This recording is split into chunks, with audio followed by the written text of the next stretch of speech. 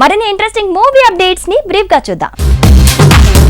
Triple movie ఓటీటీలో ఇంకా sensation గా మారుతూనే ఉంది. ఇజ్రాయెల్ మీడియాలో ఈ సినిమా గురించి భారీ చర్చ జరుగుతోందట. అక్కడ ఓ ప్రచురణలో కొమరం భీం పాత్ర మీద ఆర్టికల్ వచ్చిందని, అదే ఇప్పుడు సోషల్ మీడియాలో వైరల్ అవుతోందని తెలుస్తోంది.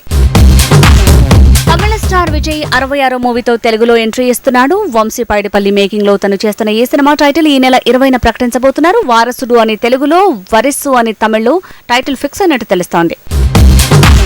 దీపిక పదుకోన్ ఆరోగ్యం బాగోలేదని, ప్రాజెక్ట్ కే షూటింగ్ కి బ్రేక్ పడిందని ప్రచారం పెరిగింది. దీంతో రంగంలోకి దిగిన నిర్మాత అవన్నీ పుకార్లని తేల్చాడు. జనరల్ చెకప్ తర్వాత హీరోయిన్ వెంటనే షూటింగ్ లో జాయిన్ అయినట్టు తేల్చాడు ప్రొడ్యూసర్ అశ్విని దత్. కన్నడ హీరో యష్ కొత్త మూవీలో హీరోయిన్ పూజా హెగ్డే అని ప్రచారం జరుగుతోంది. అయితే ఆ పాన్ ఇండియా ప్రాజెక్టులో పూజా హీరోయిన్ అన్న మాట రూమర్ అని తేలింది. ఇంతవరకు తమను ఎవరూ సంప్రదించలేదని పూజా టీం చెప్తున్నట్టు తెలుస్తోంది. యంగ్ హీరో రామ్ మూవీలో బాలయ్య గెస్ట్ రోల్ వేస్తున్నాడట. పాన్ ఇండియా మూవీగా తెరకెక్కే ఈ ప్రాజెక్టులో బాలీవుడ్ హీరోయిన్ తో పాటు కీర్తి సురేష్ కూడా హీరోయిన్ గా కనిపించబోతుందట. ఇక బాలయ్య ఇందులో గెస్ట్ గా నటించకున్న తన సినిమాలోని సీన్ ని ఇందులో వాడబోతున్నారని తెలుస్తోంది.